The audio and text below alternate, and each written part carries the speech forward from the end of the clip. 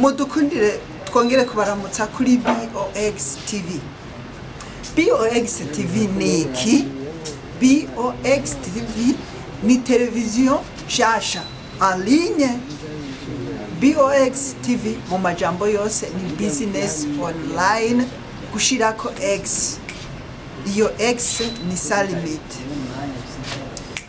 Rero nkuko rero mwatanguye kutubona twambaye imipira gutyo, ni televiziyo imaze imisi mikeya itanguye ngaha mu Burundi, ikaba izovugirwa ko intahe, ikaba izovugirwa ko ibyerekeranye na business, cyane business alinye.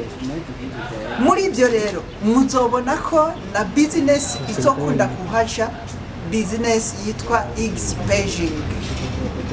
Rero tubahaye ikaze, tuzogenda tubaha bimwe mu byo tuzoza tubabwira, nkuko twabibabwiye ko hazoba harimo X-Paging, hakazoba harimo impano zitandukanye z'abantu, ariko tutibagiye business alinye, ivyo bita nk'urudandazwa canke inyigisho zica ku marezo sosiyo. Murakoze, Imana ikomeze ibahezagira.